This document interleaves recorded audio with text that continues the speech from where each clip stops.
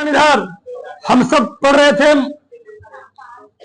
Model सेटोलॉजी और सवाल पढ़ रहे थे और साल में कुछ सवाल हम लोग आगे लगाते हैं। आज हम लोग 15-20 ऑब्जेक्टिव पर लगाने का प्रयास करते हैं। देखो इधर समझो, चलो हाँ 15 लगाएंगे। देखो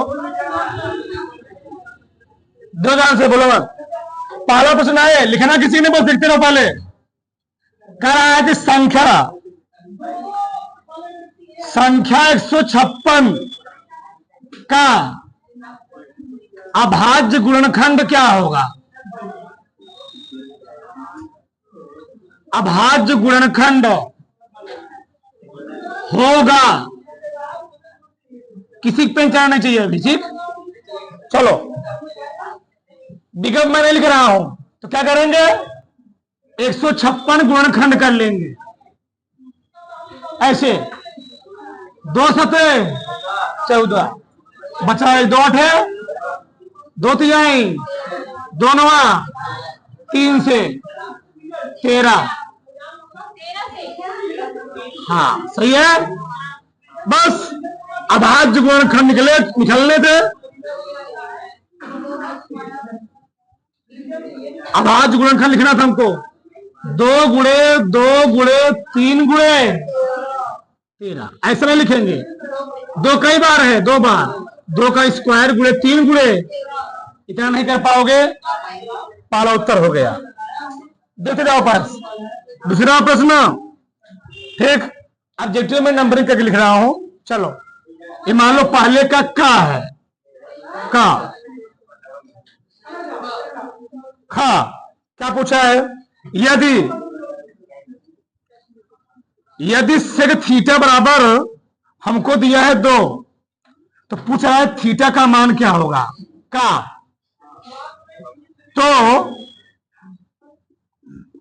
तो थीटा का मान होगा, ठीक। अब बताओ सेक में क्या मान 2 होता है, सेक में क्या मान 2 होता है, सेक 60 का मान ना, सेक 60 मान 2 होता है।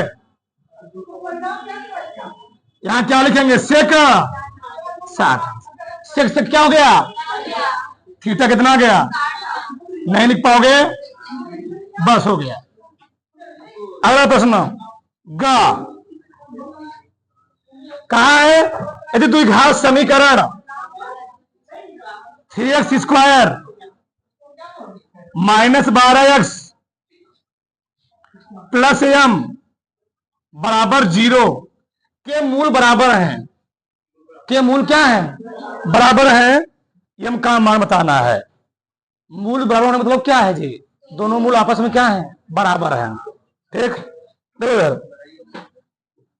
द्विघात समीकरण कितने मूल होंगे, 2 मूल होंगे, ठीक। इसकी तुलना किससे करोगे, ax स्क्वायर प्लस bx सी बराबर है, ए कितना है 3, बी कितना है, सी कितना है, m। मूलों के योगफल फार्मूला क्या होता है, मूलों का योगफल, मूलों का योगफल alpha plus beta minus B बटे ए, और बी कितना दिया हमको, -12 बटे ए का मान कितना है 3, माइनस पहले से दिए थे, ध्यान रहे 3 आ जाएगा 12 बटे 3 चौके 12, सही है। कि दोनों मूल बराबर है, अल्फा और अल्फा बराबर कितना आ गया 4, तो 12 बराबर कितना मान लो भैया, अल्फा बीटा क्या है, बराबर है ना, तो अल्फा का मान कितना आ गया 2 आ गया। अल्फा बीटा के बराबर है कि मूल बराबर बोल रहा है वो, ठीक। किसी कोई प्रॉब्लम, अल्फा ही बीटा के बराबर है बोला है, दोनों मूल बराबर हैं, ठीक। आगे देखो निकालना क्या, यम का मान, यम मूलों का गुणनफल फार्मूला क्या होता है? अल्फा इंटू बीटा बराबर सी बाई सी। कितना दिया? ए कितना दिया? 3। अल्फा आ चुका है 2। अगर अल्फा 2 है तो बीटा कितना होगा? इसी बराबर, दोनों बराबर ही है 2 एम बटे 3। एम का मान कितना देगा बताओ?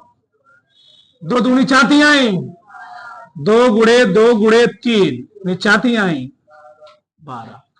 एम का मान आ गया 12। ऑप्शन नंबर चौथा सही है। घ वाला किसी कोई डाउट नहीं है? मॉडल पेपर या मॉडल प्रश्न, मॉडल प्रश्न कौन सा? 2025 मान लो के लिए, कोई बात नहीं, ठीक। अरे देखो, चलो अगले प्रश्न क्या है? देखो बोला सही प्रश्न है। एक समबाहु त्रिभुज की भुजा 2a है। समबाहु त्रिभुज भुजा, समबाहु त्रिभुज की भुजा, भुजा कितनी है जी? 2a है। कि उसके प्रत्येक शीर्ष लंब की लंबाई बताइए। ध्यान रख लो, अगर हमको कोई समबाहु त्रिभुज दिया हो, ध्यान समझदार, ठीक, इसकी भुजा ए हो तो ए पूरा ए होगा, तो आधा कितना हो जाएगा? ए बाई, इसको नहीं भी लगवाया था उस दिन, ठीक। तो शीर्ष लंब की लंबाई वहां पर क्या निकला? फार्मूला क्या लिखवाया था मैं? ए निकालना है ना, तो काटा में से घटा दो किसको? हमको निकालना लंब की लंबाई। दो ध्यान से चलो, काट स्क्वायर माइनस आधार का स्क्वायर, तुमको फार्मूला तो डायरेक्ट निकाल सकते हो। पाइथागोरस में लगा ना, ए बी सी, ठीक। हमको निकालना लंब ए बी निकालना है। काम कितना है? ए ना, फार्मूला है ए स्क्वायर, आधार कितना हमारे लिए है? ए बाई 2। इसको तुम हल करोगे तो 2 का नाम 2, ए बाई 2 का होल स्क्वायर है 4 हो जाएगा ना जी। तो कड़ी में ए स्क्वायर बाई 4, तो हल करोगे 4a स्क्वायर माइनस कितना देगा? 3a स्क्वायर बटे 4। कड़ी में है, कड़ी से बाहर निकालोगे, लगवाया था मैं। कड़ी में ए, कड़ी में 3/2a आया था। देखो वहां पर ये फार्मूला होता है, यानी समबाहु त्रिभुज के शीर्ष लंब की लंबाई का फार्मूला होता है। किसी समबाहु त्रिभुज के शीर्ष लंब की लंबाई का फार्मूला होता है। कड़ी में 3 तो रहेगा ही, कड़ी में 4 का वर्गमूल कितना होगा? 2, ए स्क्वायर तो ए हो जाएगा, ठीक। बताओ, क्योंकि हमको भुजा कितना दिया? यहाँ पर भुजा दिया 2a, लंबाई कितना था शीर्ष लंब की? समबाहु त्रिभुज का शीर्ष लंब की लंबाई, इसी को हम लोग कहते हैं एच। फार्मूला क्या तो बोलो? कड़ी में 3/2a, और ये कितना दिया है? 2a। 2 क्या हो गया? कितना आ गया? कड़ी में 3a दिया होगा जरूर, हाँ दिया है, ठीक। एक कड़ी में 3 दिया, बात वही बना थी, चाहे कड़ी में 3 लिखो चाहे एक कड़ी में 3, बात वही है, वही दिया है, यही दिया है, दोनों बात देखिए। उतारो फटाक से, उतारो फटाक से। चलो प्रश्न देखो, ध्यान से बोला क्या है? अंगा कहा कि 1 से 10 तक की धनात्मक सम संख्याओं का समांतर माध्य। नहीं निकाल पाओगे? 1 से 10 तक धनात्मक सम संख्याओं का समांतर माध्य बताओ। तो 1 से 10 संख्या कौन होगी? 2, 4, 10। समांतर माध्य निकालना है। समांतर क्या लिखोगे? योग बटे संख्या। 2 + 4 + 6 + 8 प्लस संख्या कितनी है? 5। 4, 2, 6 30/5 अंक।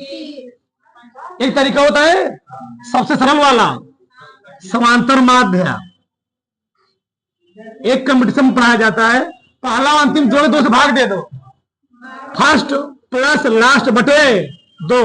फर्स्ट कितना है, लास्ट कितना है, बटे 10 प्लस 2 बटे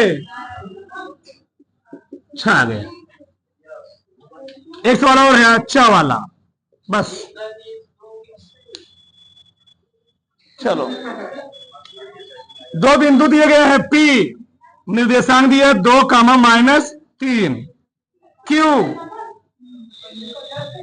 Q दिया है 10, y 10, y। चलो उसको पहला वाला, ठीक। चलो कराग इनके बीच की दूरी 10 है, y का मान बताना है। 2 बिंदुओं के बीच दूरी फार्मूला क्या होता है बोलो, कार्डी में ना, तो हम d² लिख दे रहे हैं उसको कार्डी में लिख करके, ठीक। x2 - x1 का प्लस बराबर d² लिख दे रहा हूं, ठीक। d होता है कार्डी में होता है। x2 कितना है 10, x1 2 whole square, y2 plus हो जाएगा ना 10 का स्क्वायर, घटाओ y² प्लस 3² प्लस 2ab बराबर 100। 8 64 प्लस y² 3 तिहाई 3 दूनी बराबर y² प्लस 64 में 9 जोड़ो,